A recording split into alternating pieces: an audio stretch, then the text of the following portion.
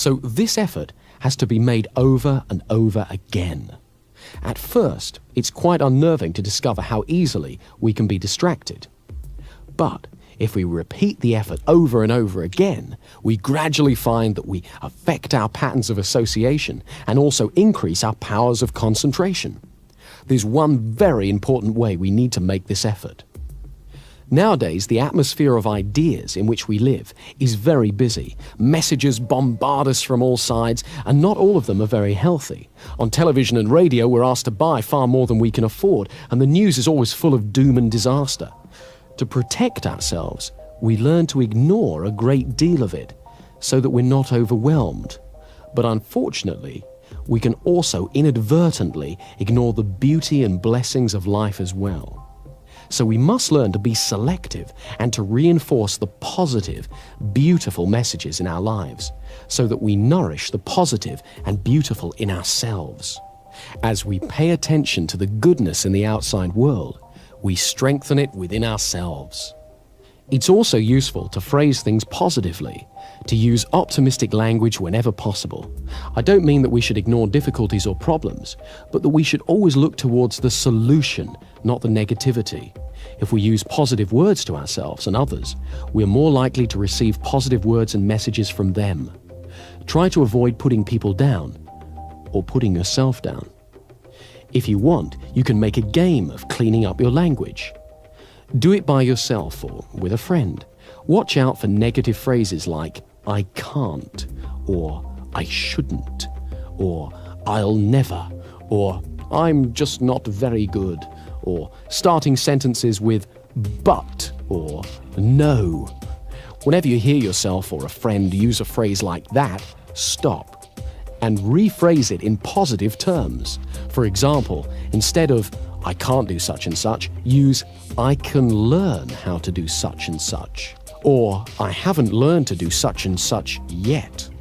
There's no fixed meaning in life except the meaning that we bring to it. So let's make your life brighter by looking at things that you've got going for you.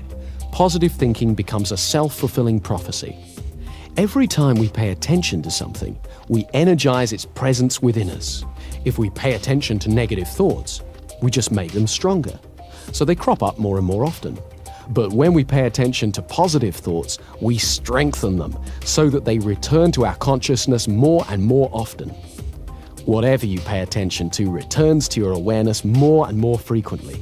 So it's vitally important to acknowledge and concentrate on your successes, great and small, and what's really healthy and rewarding around you. Remember, you always get more of what you focus on in life. Here's a way of focusing that power. These questions direct your mind to what's positive in your life, so in order to answer them, you have to experience some of the good feelings that go with the answer. Every morning, ask yourself, what do I feel happiest about in my life? Who or what in my life makes me feel most loved? Who or what in my life makes me feel richest? And if you don't know the answers to these questions yet, ask yourself instead, what could I feel happiest about? Who or what in my life could make me feel richer, happier, or more confident? When you were a child, you may have seen a model railway in a shop window. The train would go round and round the window, across the front and into a tunnel, and then out of the tunnel on the other side, across the front of the window, back into the tunnel, and so on. The conscious mind is a bit like the window. We see the train of our thoughts when it crosses the front of the mind, but the train carries on out of sight and pulls whatever we've seen through the tunnel, the unconscious mind. If we put positive thoughts onto that train when we see it, when it's in our conscious mind, it will automatically take them into the unconscious mind again and again. So whenever you think of yourself, think of your successful self, and the automatic, incessant train of our thoughts will take that positive picture of yourself to your unconscious, and slowly but surely, your fundamental view of yourself will improve, and it will become natural to think of yourself as successful, competent, and confident. Another part of making room for confidence in our life is accepting that there is risk. This may sound odd at first. After all, we often wish that we had so much confidence that we could avoid risk. But confidence isn't knowledge. If we know we can do something, we don't need confidence. We can just do it. We only have confidence if we are not entirely sure, not 100% sure of success, and yet we still have a go. That's the essence of confidence. When there's no risk, there's only certainty. Confidence only comes when there's risk. So we must embrace the risk, recognize it, and realize that it has a place in your life. In fact, it is because of the risk that you can value your achievements, because you achieve them in the face of risk. This is why you can feel good about every step on your path to confidence. Each step is a risk, however small. And as you get used to having confidence, you will realize that you get used to having risks. Risks don't go away. We just learn that we can face it and deal with it. And as we do so, we become more powerful. We learn we can achieve our goals, and we become more confident. Let me show you one more thing that increases your confidence, and it's great fun as well. Think of somebody now with whom you don't feel confident. Imagine them walking in your front door. And imagine they've got a red clown's nose on their face and an orange wig on their head. Or shrink them so they're about 12 inches tall. And call to mind the way they talk. If, for example, it's an authoritarian sort of voice, "You stupid, useless person." Make them sound like Mickey Mouse. "You stupid, useless person." Or make them have a sexy voice. "You stupid, useless person." Really enjoy making them as ridiculous as you want and get used to this way of seeing them, even when you meet them face to face. You'll find it's great fun, and it really changes how you deal with them.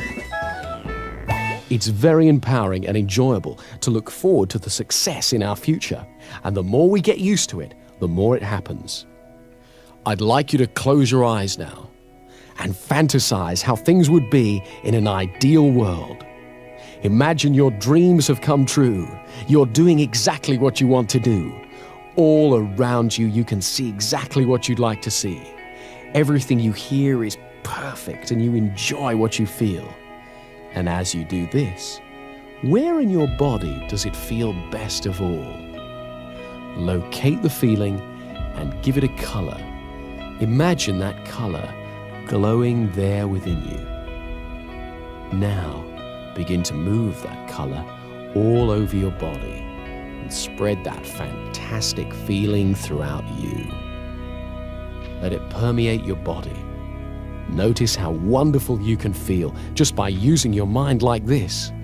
Make sure it's around your legs and feet, stomach, chest, shoulders, arms, hands and fingers, neck and face. Make it truly brilliant. Turn up the brightness, feeling joy and energy surging within you. Now double the intensity of that color again and keep that feeling within you. Wonderful, brilliant, bright, fantastic. When you feel good and happy, your non-verbal communications put you in tune with good and happy people and help other people feel good too, so you create a warm, friendly atmosphere. With this simple exercise, you can actually affect all the world around you. Do this every day and you'll soon notice how it begins to bring out the optimism and enthusiasm in the people you mix with. Remember, happiness and excitement are contagious. So you're going to direct your attention away from comparison with others, away from the barrage of advertising which plays upon fears and insecurities, and away from negative judgments, and steer it towards a positive appreciation of the world and people around you. This inner glow will help you do that. Finally, remember to walk tall. When you've finished using this tape, get up and hold your head up in a comfortable, relaxed position on your shoulders. Let your spine support you. Imagine that a golden thread runs vertically up through your spine and straight up to the sky. and that thread supports you. Let yourself relax, safely held by that thread. This relaxed, upright stance is the natural position of confidence, and it will soon be as natural to you as breathing. So enjoy it. And to give you a rock-solid foundation for your confidence and power, use the hypnotic induction on the other side of this tape every day for 3 weeks, and as often as you want thereafter. Side 2 is a powerful hypnotic induction that will reinforce all the work you've done on this side and will boost confidence at every level of your mind. Whenever you want to relax deeply and totally, go somewhere where you don't have to be aware of the outside world and use Side 2 to go into as deep a trance as you need to. Each time you go into trance, the effect gets stronger. So use it every day for 3 weeks. Use it, enjoy it, and you'll find that as your confidence increases day after day, you'll find yourself doing things you used to dream of. Use both sides of the tape every day until you can really feel the improvement you want.